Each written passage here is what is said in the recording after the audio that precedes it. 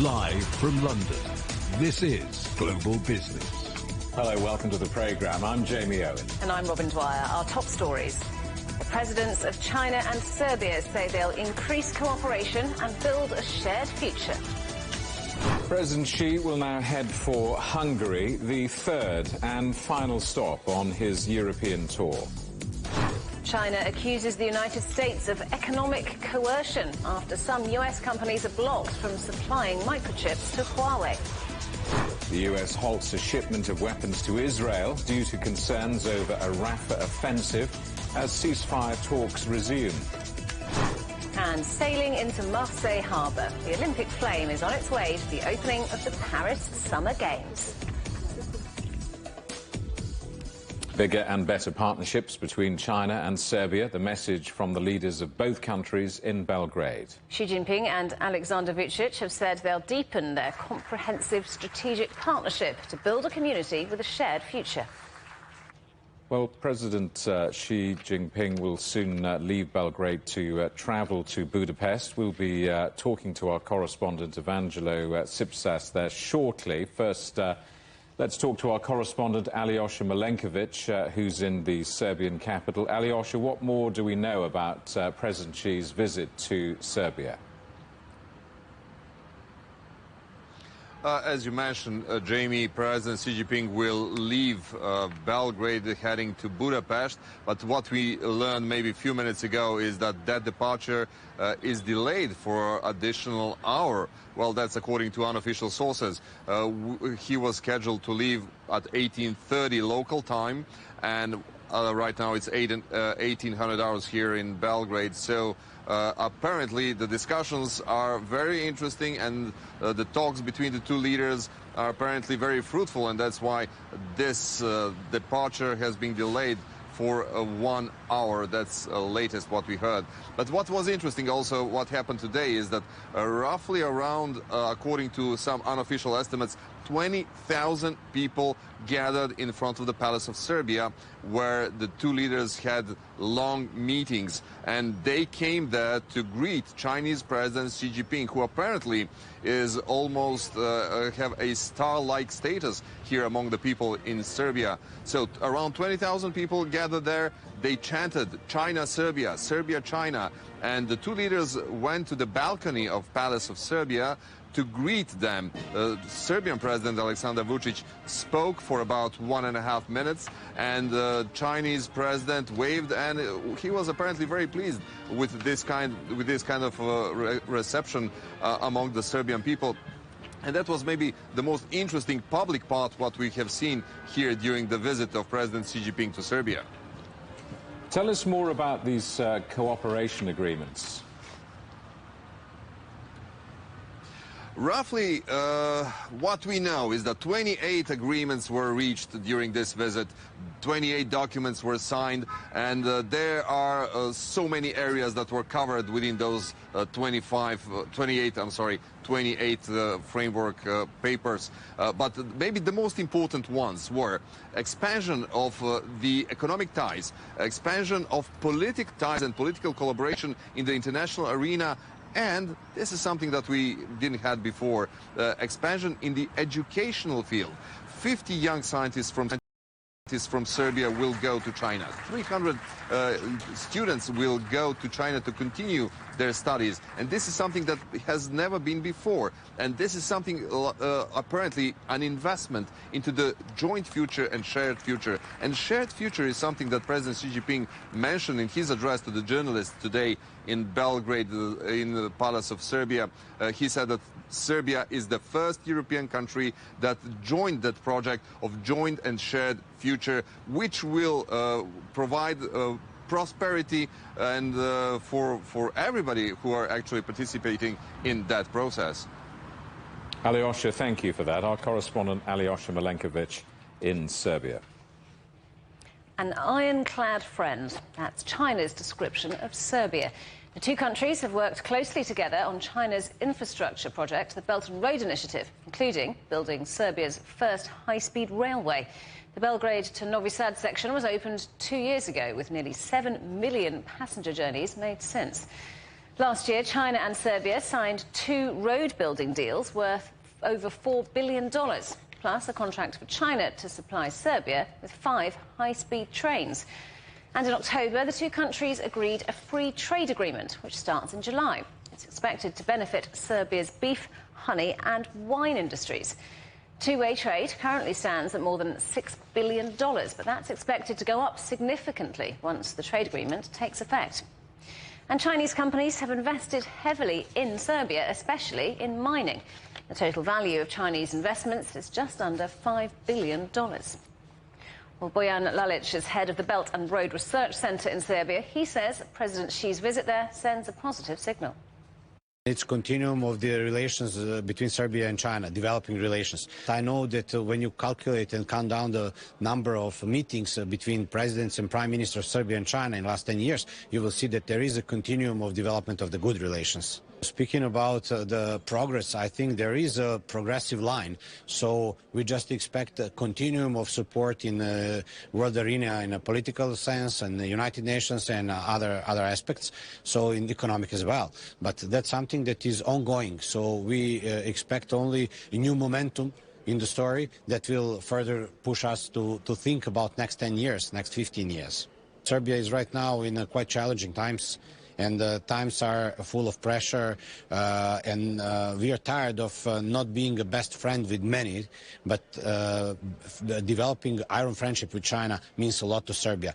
Means to us that we are not alone, that we have good friends. Of course, there are a lot of other nations that are supporting our fight in the political arena, in political way, but we really respect what China is doing for us. So this visit is really a new vitamin for our struggle. President Xi now heads to Hungary, the third and final stop on his European tour. Our correspondent Evangelo Sipsas has been speaking to journalists and members of the public in the capital Budapest ahead of his arrival. The printing presses are working hard at the Hungarian Democrat, a weekly political magazine. The top story, of course, the visit of China's President Xi Jinping and discussion of how relations between the 2 countries could develop.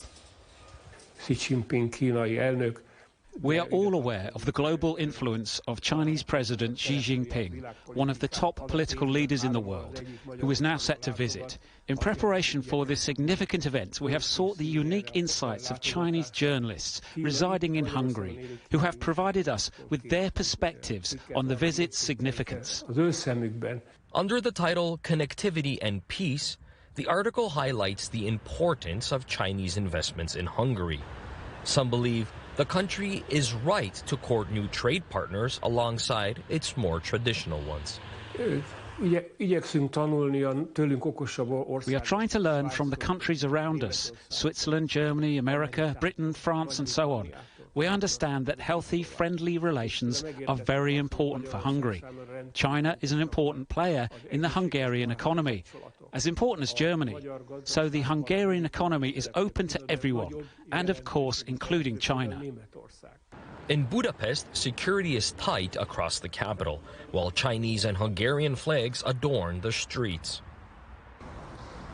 The city seems to brimming with anticipation and pride as Hungary is one of the 3 stops that the Chinese president will be making on his European tour.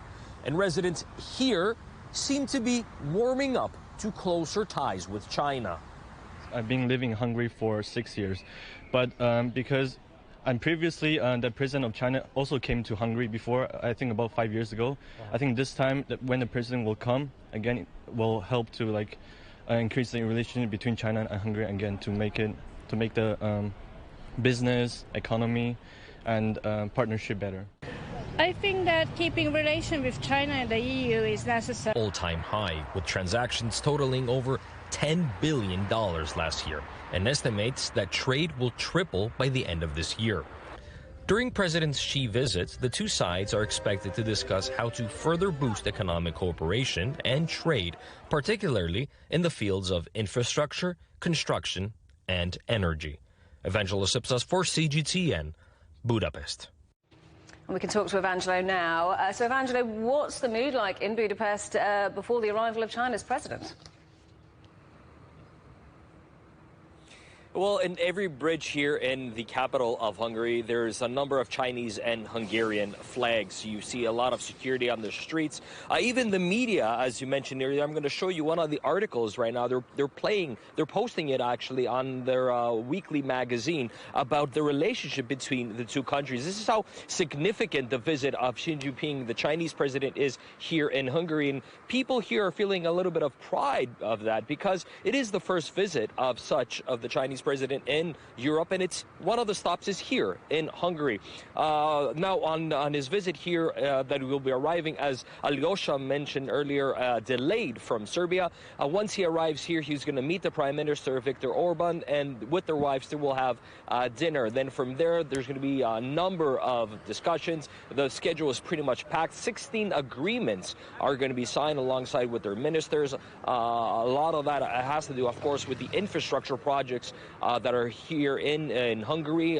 Some of that, as mentioned earlier, the Belt and Road Initiative, which is the Hungarian Budapest Railway project, which is the largest, actually, Belt and Road Initiative project in the country. There's a number of other subjects that they're going to be discussing about. Of course, what's going on in Ukraine, with Hungary praising China's peace plan and saying that it's the only way of emphasizing peace in the region. They're going to push and discuss a lot about that. And of course, on the table, there's further cooperation when it comes to other infrastructure projects. There is a possibility that perhaps more is going to be announced in the meetings between the two, the president and the prime minister, but we'll have to wait and see on that. The schedule, as I mentioned, is pretty much packed. There's a lot on the plate here, so as the days are going to be, the hours are going to be going by, we're going to bring you more and more of what the two leaders are going to be discussing here in Budapest. Evangelo, thank you very much. Our correspondent Evangelo Tsipsas in Budapest. You're watching CGTN. Still ahead, TikTok fires back at the United States for trying to force it to split from its parent company. We're in New York. Next.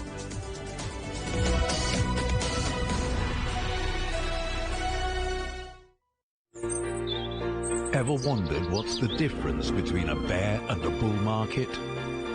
Where are the cash cows?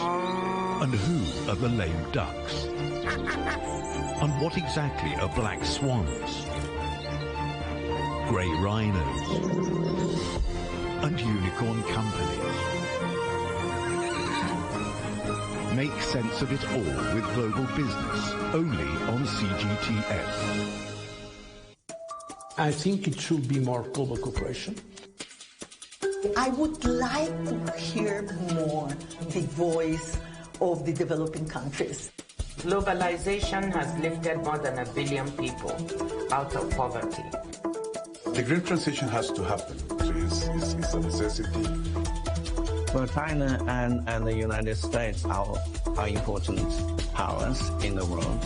What unites us is much more than what divides us. And I believe China is committed to this agenda. Join me, Juliet Mann, to set the agenda at these times every weekend on CGTN.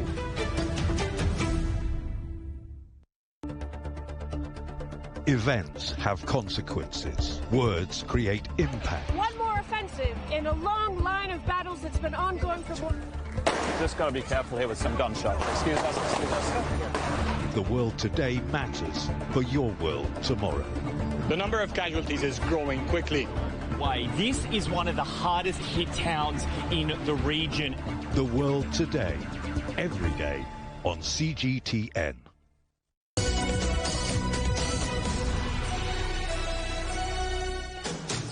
Hello, welcome back to Global Business Europe.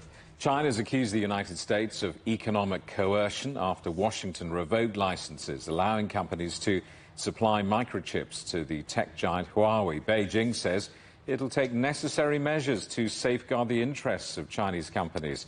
Well, let's talk to our correspondent, John Terrett in New York. John, what's happening with Huawei then? Yes. Hello.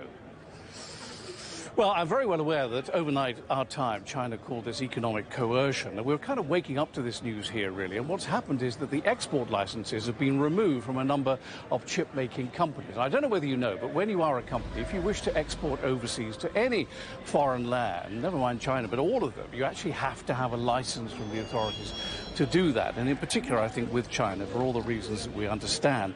And what's happened is this range of chip makers have now had their export licenses cancelled with immediate effect, led by Intel, which is based in Santa Clara in California, and another very big one called Qualcomm, which is based in San Diego in California. So they were told yesterday, Tuesday, by the Commerce Department, no longer sending chips to China. Thank you very much indeed. And it comes after Huawei became the fourth biggest seller of smartphones in China, with the release last October of its Mate 60, which the Chinese are choosing to buy with their spare cash, and it puts Apple in third place behind two other homegrown Chinese smartphone makers. But what really prompted this is that last month Huawei came out with something called the MateBook X Pro, and it's powered by AI chips, and in fact it's actually powered by one of Intel's, which is called the Core Ultra 9 processor. Now this means absolutely nothing to me whatsoever, but when it was realized that Huawei had come out with this very smart, it's not a phone, it's more like an iPad, I think, it's more like a desktop, really, not a desktop, what do you call it, a laptop.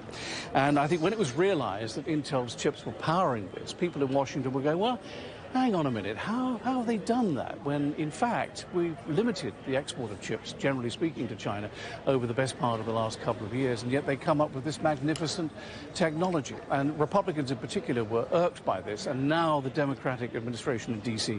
is putting the brakes on. So we have Intel down 3% and Qualcomm down 0.4% right now. And a slight sidebar, it is linked, I think it's important to say, Chinese authorities today have told us that Apple shipments of iPhones in March was up by 12%, and that's much more than any of us here had been anticipating, because we've been told time and time again that Apple was being suppressed by Chinese homegrown smartphones, and here's Beijing telling us that actually they sold 12% more in March. The next date to look out for will be June when it comes to the selling of smartphones in China. Guys? John, we've been reporting on the tension over TikTok for ages. TikTok now hitting back. Yes, well, we broke this story in yesterday's program. It just came in when I was on the air with you 24 hours ago, so we were able to say something about it then, but we know a bit more now. As you know, there's a ban against TikTok in America that kicks in somewhere in the next 9 to 12 months. TikTok said it would use the U.S. court system to fight back, and now it is, because yesterday TikTok and the parent company ByteDance in Beijing started the process of suing the U.S. government over what they say is violation of the First Amendment, which is free speech. Now, in the U.S. Constitution, the first 10 amendments to it are known as the Bill of Rights, and they deal with human rights issues, and chief among them, the #1 issue, is the right of Americans to free speech. And TikTok says, obviously, this is unconstitutional to ban us in the United States on these grounds. And also, they say that the law that kicks in, which was passed by the House and the Senate a couple of weekends ago, vaguely paints TikTok as a security threat. Well, ByteDance tells us they have no plans to sell TikTok whatsoever, and I do think it's worth pointing out that even if they did, okay, even if they change their mind, and it'll be up to President Xi, it'll be his decision, even if they change their mind, they won't sell the algorithm. So whoever buys it here would have to rewrite the algorithm, which could be pretty tricky. Having said that, plenty of U.S. entrepreneurs lining up to buy it should that change. And I think the way this is heading probably is to the Supreme Court of the United States in Washington, D.C. So the ByteDance ban won't kick in probably in the time frame of 9 to 12 months because of these court proceedings now. And just to help you understand when they do kick in, Apple and Google will take the app away from the stores, so Americans won't be able to update their apps on TikTok. It will wither on the vine here if this all actually goes through. John, there's some rare good news in the world of fraud. Victims of Sam Bankman-Fried look as if they're going to get their money back. Yeah, I think so. Not everybody is going to get their money. Let me try to explain. So FTX was the second biggest cryptocurrency exchange in the world. Sam Bankman-Fried, the boss, was jailed a couple of months ago for 25 years for fraud and conspiracy to fraud. And by the way, the boss of the biggest cryptocurrency exchange, ByteDance, CZ we call him, was jailed in America for similar things for 4 months only last week. But the thing about FTX, Bankman-Fried's firm, is it's rather struggling now. It's in bankruptcy protection. They're doing what they can. I mean, I think they mean to do as best they can can by as many people as they possibly can. And the court papers, which has been seen here now, show that they do have the money to pay most people back. They owe something like 11 billion. They've got 14 billion. And it looks as if creditors will be compensated, 90% of them reimbursed. And an example I read on the wires this morning is if you had put $50,000 into the company, you'll get 118%. So something just over $60,000 back to you, which is a little windfall. It's important to understand, though, I think I'm right in saying we're talking about the creditors, not the customers. So if you have put any money in as a business angel or a venture capitalist, for example, then you're going to get your money back. But if you're just a customer who bought or tried to buy and sell cryptocurrency, it's not clear to me that you will be reimbursed. We'll have to see. John, good to see you. Thank you for that. Our correspondent John Terrett in New York. Sweden's central bank has cut its key interest rate by a quarter point to 3.75%, first reduction in 8 years. The bank says it's likely to lower rates again in the second half of the year if inflation holds steady. The move makes Sweden the second major Western country after Switzerland to cut interest rates in recent weeks, with expectations the European Central Bank will do so next month. Shares in AB InBev are up 4% after the world's largest brewer reported a 2.6% rise in first quarter revenue. The company, which makes Stella Artois and Corona beer, says it had record volumes in some markets, including South Africa. But a consumer boycott of Bud Light in the United States is continuing to affect sales there, with revenues down 9.1%. The co-founder of Scottish beer giant BrewDog is stepping down from his role as CEO. James Watt has been in charge for 17 years, but says he'll now take on an advisory role. The brand has faced a string of controversies in recent years, including a group of former workers accusing Watt of presiding over a toxic culture at the company.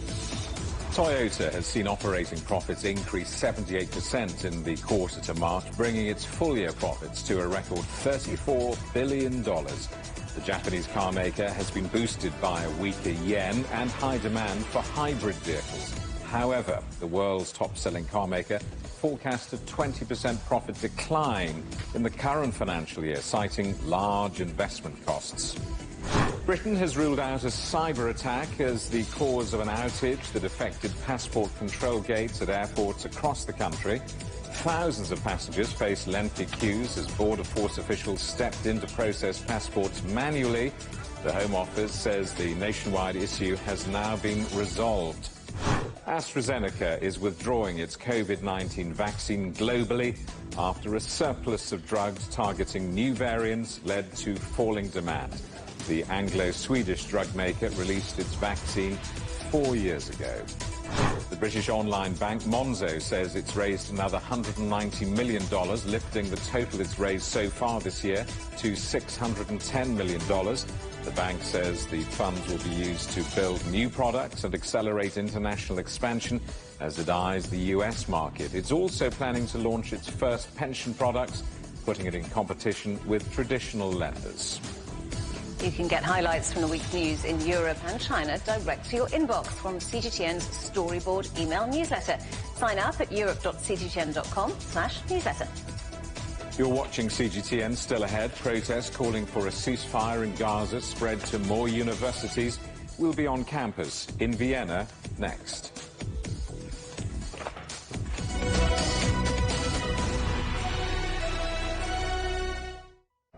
What do we mean when we talk about the difference?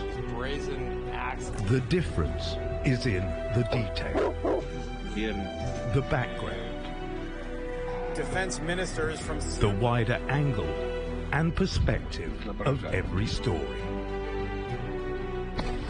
Wherever the story may be. CGTN. See the difference.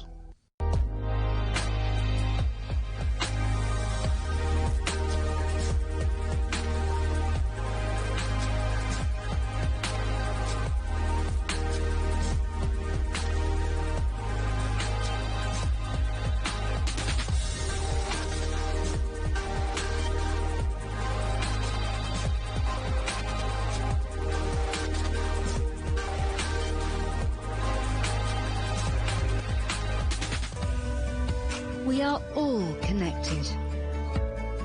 Across borders, across continents, connected by ideas, a shared humanity. Stay connected.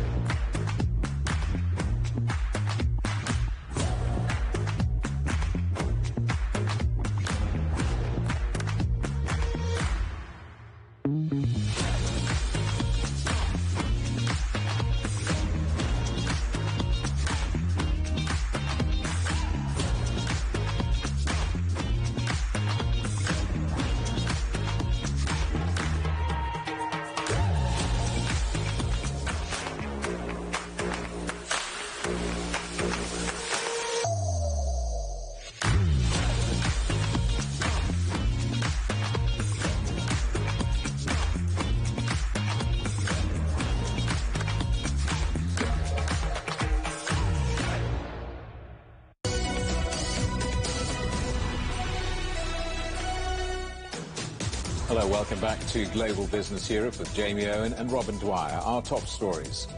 The presidents of China and Serbia say they'll increase cooperation and build a shared future.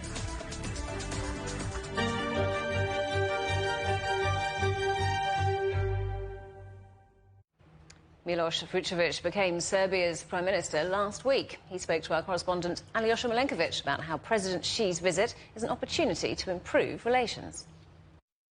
You know, when you have opportunity to host such a great world leader, and great and well-proved friend of our nation, it's something what has to spread spreads joy and happiness among Serbian nation, because this visit of President Xi is new opportunity to upgrade our comprehensive relations, bilateral relations. So how would you describe the character of relations between China and Serbia, and what would you credit those relations for? I believe that both sides has proved that we are long-standing partners, and that we are really, in different occasions, in different periods, proved that. And I don't see any obstacles on that path.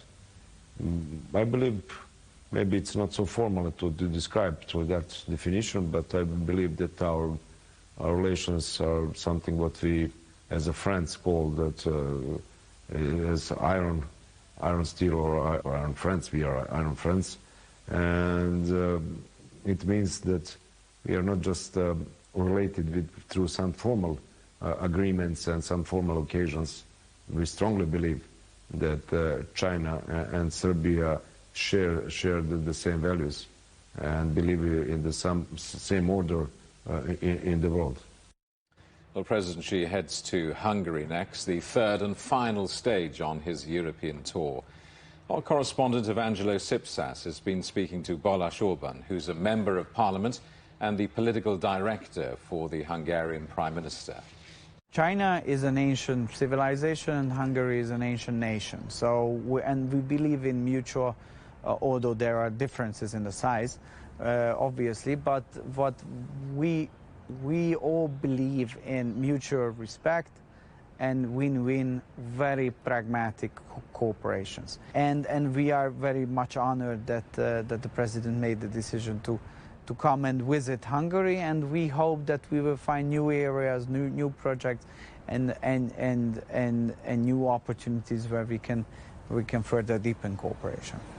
Well, you just mentioned that the past decade was a successful decade of growth, of greater cooperation between the two nations. How significant is Chinese investment in Hungary? Since you also mentioned about the BRI, the Belt and Road Initiative, how significant is the investments of China here in Hungary? Chinese companies are getting to be one of the biggest investors in our region. This is very good for us because if Western technology and Eastern technology can merge and work together, together with the locals, with the Hungarians here, it can benefit very much us. So the Chinese investors are very well respected here. They are having a greater impact.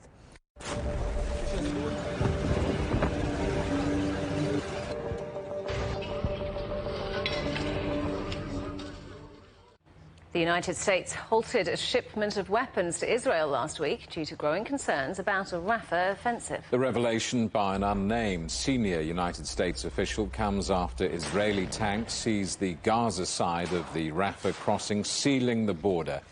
Meanwhile, an Israeli delegation is in Cairo as ceasefire negotiations with Hamas resume. It's hoped an agreement could prevent a full-scale Israeli assault on Rafah. Let's talk to our correspondent Sarah Coates in Tel Aviv. So Sarah, how significant is that move by the US to halt a weapons shipment to Israel, if those reports are correct? Hello there, Robin. This has been confirmed by the US Defense Secretary Lloyd Austin. He says that Biden's decision was made in the context of Israel's plans to carry out this operation in Rafah. Now, with regards to the significance, it is symbolically significant. What it shows is that the United States is pretty fed up and it is not happy with the way that Israel is conducting certain tactical elements down inside Gaza. So when it comes to actually the amount, it is fairly insignificant. We're talking here about 3,500 weapons, 1,800 of these being these very heavy bombs, with the US reportedly very worried that these heavy 900-kilogram bombs could actually be used down in densely populated areas like Rafah, where this current operation is ongoing. So we have also heard from the Israelis, from the IDF spokesperson Daniel Hagari. He came out to say that the Allies resolve arguments behind closed doors, so certainly being downplayed by the Israelis. And we also heard from Austin, who says that no final decision has been made on this. So if, in fact, the Israelis keep this operation in Rafah limited, the United States may, in fact, decide to send these weapons. And Sarah, Israel and Hamas are both still in Cairo, where talks are continuing.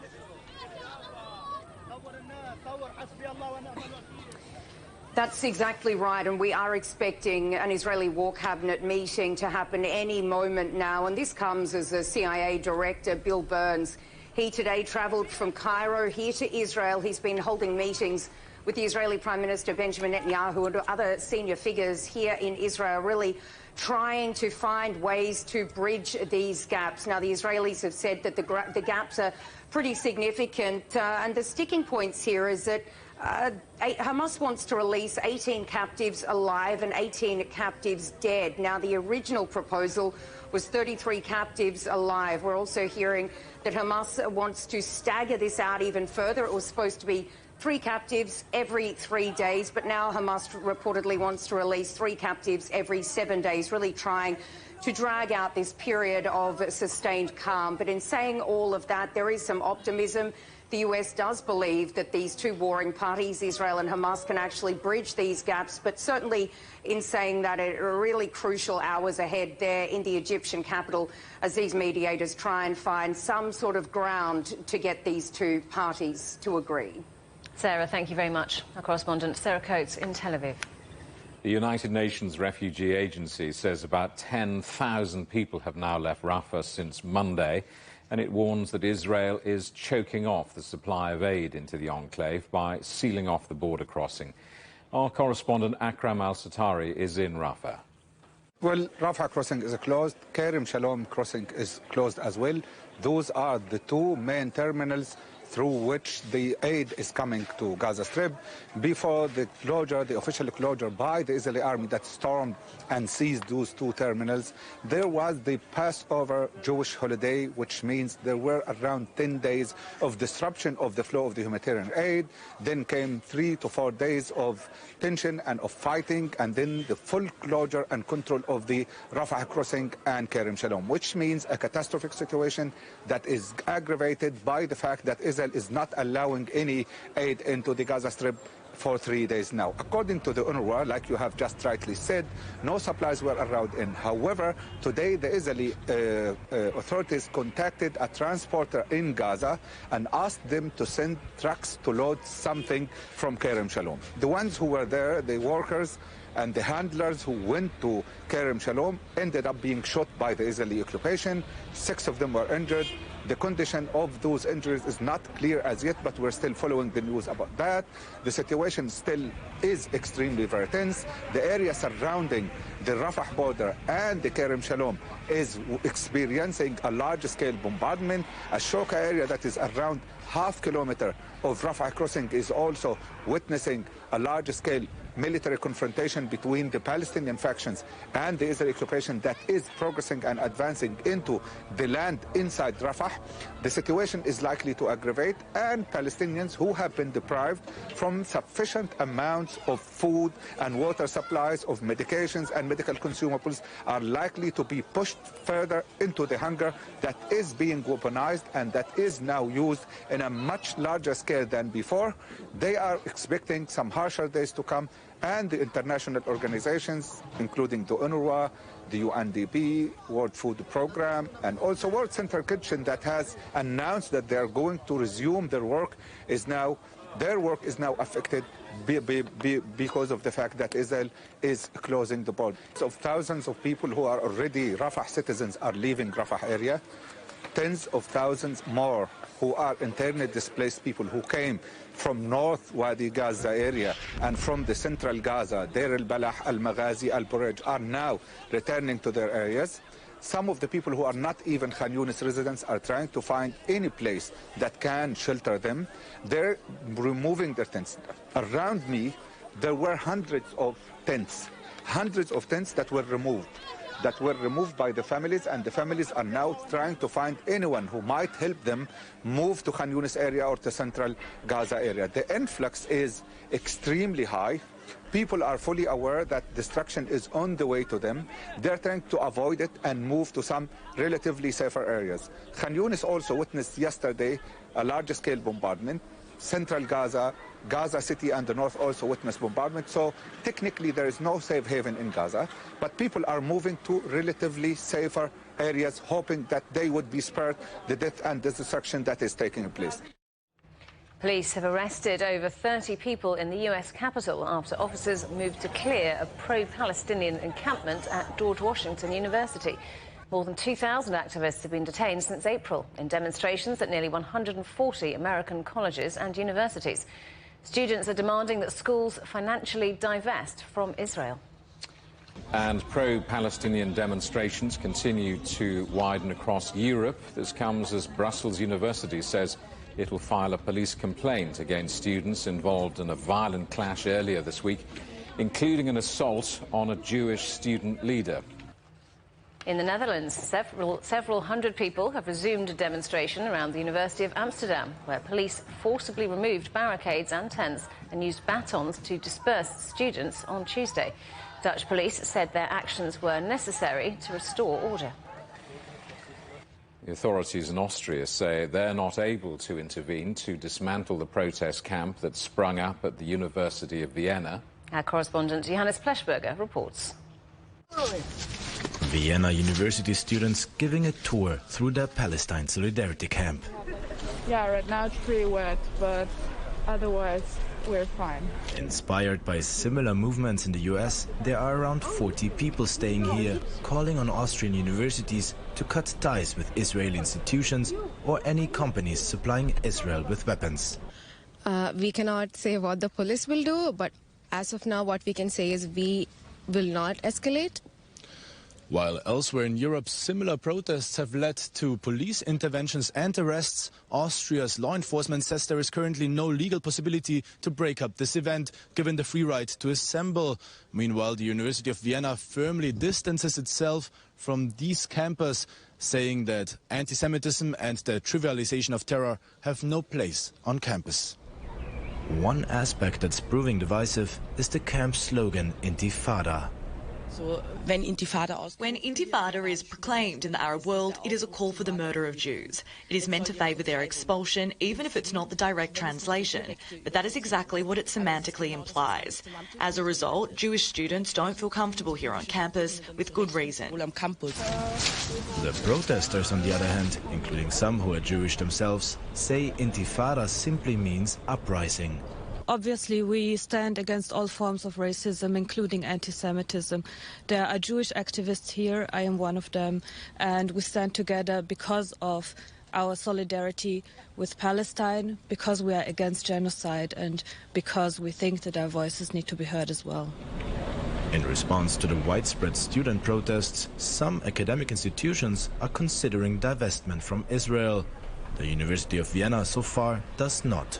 Johannes Blechberger, CGTN, Vienna. Dozens of construction workers are still missing after a building collapsed in South Africa. Rescuers in the city of George have been using cranes and drills to search for survivors. The building was under construction when it collapsed. At least 7 people are now known to have died, while around 39 workers remain unaccounted for. More than 3 million people have been displaced in Myanmar in what the United Nations describes as a bleak milestone. The UN says the number of displaced people has increased by 50% in the past 6 months after an escalation in fighting. Armed groups are looking to seize control from the country's military government, which forcibly took over the country in 2021.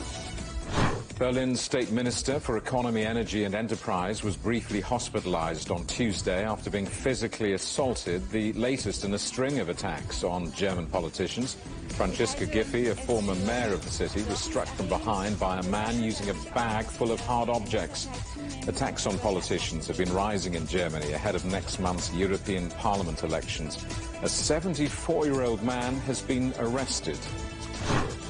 North Macedonia is voting in parliamentary and presidential elections that could be a test for its ambition to join the European Union.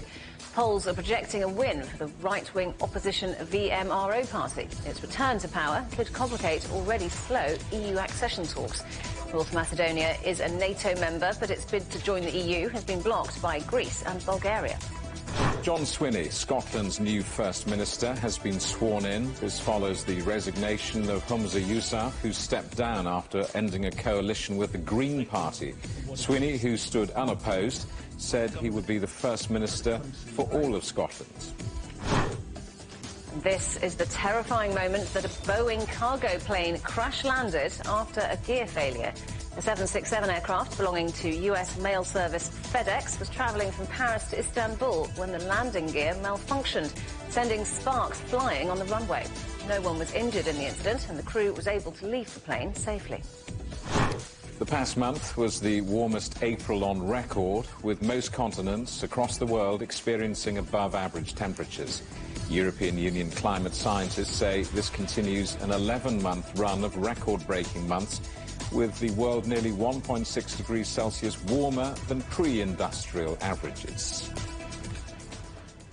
The death toll from heavy rain in the Brazilian state of Rio Grande do Sul has risen to 100. Another 128 people are missing. The rain that began last week has caused rivers to flood, submerging towns and destroying roads and bridges. Our correspondent Paula Cabral reports. For now, rain has subsided here in Brazil's southern state of Rio Grande do Sul, but flood conditions remain in Porto Alegre, the state capital, as you can see behind me. And the scenes from other parts of the state are similar, with serious human drama unfolding in the region. According to figures released Tuesday by civil defense authorities, almost 400 cities have been affected by the floods, impacting some 1.4 million people. More than 150,000 people have had to leave their homes. Some 50,000 have gone to public shelters, and many are also staying in makeshift camps set up wherever it's possible. some along roadsides. We lost everything, and now we're in the only place we could find for shelter. Everything is gone, starting with our homes. If the water goes down, we'll thank God and return to our house. But even then, we'll have to struggle to get our lives back. We'll need help. We're on the side of the road, relying on the kindness of drivers passing by. They've been giving us food, water, and medicine. We really need more medicine, especially for a woman here with diabetes. She's almost out. Even the capital's airport, the Salgado Filho, had to be shut down after the terminal, and the runaways were flooded by the waters of the Guaíba River, further hampering the efforts to bring aid to this population. There is, however, a steady flow of donations like food, clothing, and medicine coming by the roads in response to several campaigns that happened in different parts of the country. Brazil's Navy is also deploying the country's largest military vessel to the region. It's bringing 2 mobile water treatment stations capable of processing 20,000 liters of drinking water per hour. The shortage of drinking water caused by damage to local plants is among the most critical problems facing this region, and one that could lead to a rise in waterborne diseases if people resort to drinking contaminated supplies. The federal government has declared a state of emergency in hundreds of cities here in the state of Rio Grande do Sul. That action helps to release funds that can be used to fight the effects of the flooding. In spite of the clear blue skies seen this Tuesday here in Rio Grande do Sul, the region could still have a setback on Wednesday, as weather forecasts say more rain is likely to be on the way. Paulo Cabral, CGTN, Porto Alegre, Brazil. You're watching CGTN. Still ahead. Travelling in style. The Olympic flame sails into France to begin its journey towards the Paris Summer Games.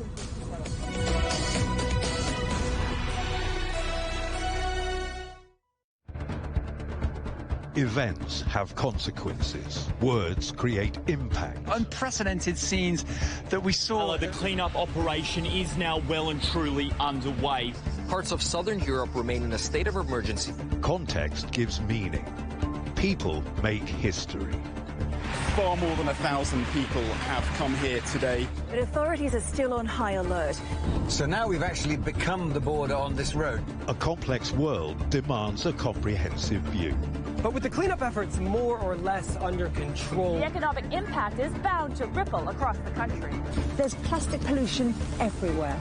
Because the world today matters for your world tomorrow. This is the living area of the crew. The focus is firmly on future technologies. Well, this is something completely different. The world today, every day on CGTN.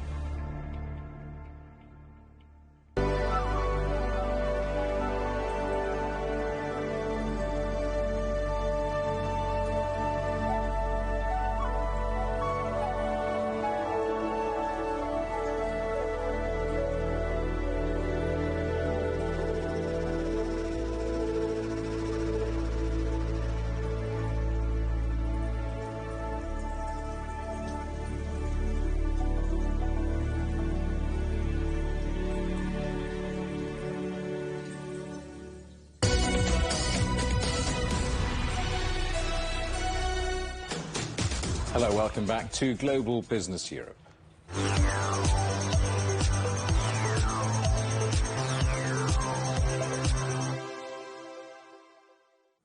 The Olympic flame has arrived in France for the Paris Summer Games. It travelled from Greece to Marseille on board a French sailing ship, which dates back to 1896. President Macron will attend a ceremony in the city when the flame will be brought on to land. It'll then go on a 68-day relay all around France. Well, let's talk to our correspondent, Natalie Carney, who's in Marseille. So, Natalie, what can we expect from this ceremony? Well, really, there's been a ceremony taking place all day today. Activities all across the city of Marseille. We're here at the Old Port, and you can probably...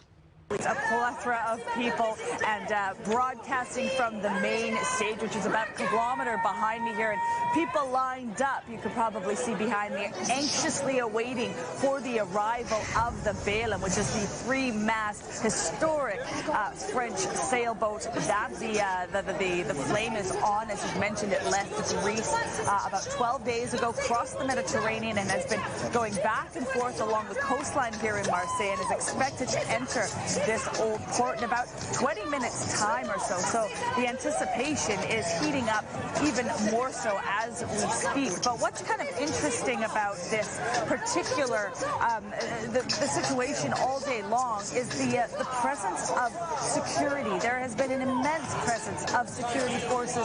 We're being told over 6,000 security personnel has been deployed to the city during this very historic time. We've got people from local police forces, national police forces, the gendarmerie, the SWAT teams are down here.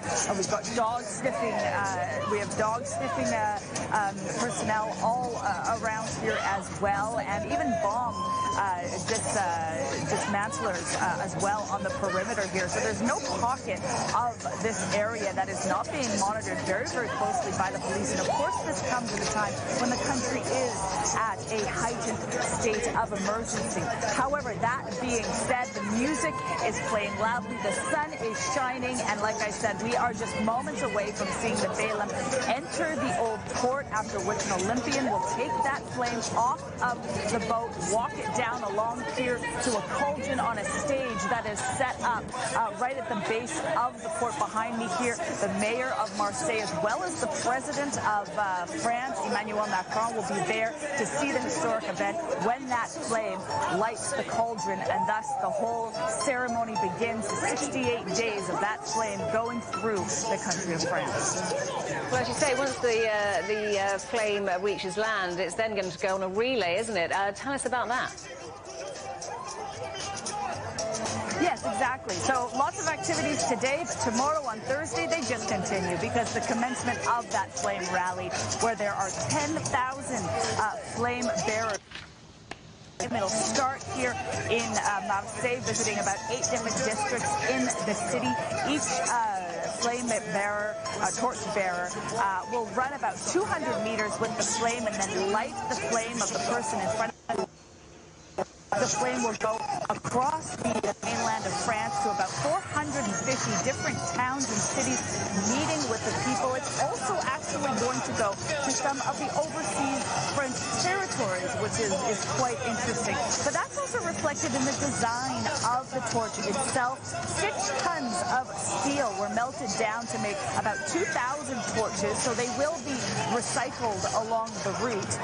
The torches weigh about 65 grams. 10 centimeters in diameter, and the style of them is a very sleek style, but right in the middle there's nice wavy design in it, and that is how it's related to the journey it's taken from Greece here to Marseille, and then again as it goes across water to get to these French territories, and of course making its way to Paris, the capital, where the Olympic Games will open on July the 26th. Well, obviously a very noisy and busy ceremony about to get underway. For now, Natalie Khan in Marseille, thank you very much. And we should say apologies for the quality of the sound and some of the picture breakup there. The Olympic torch satellite, obviously slightly on the blink, exhausted with the prospect of 68 days on the road around France, and who wouldn't be?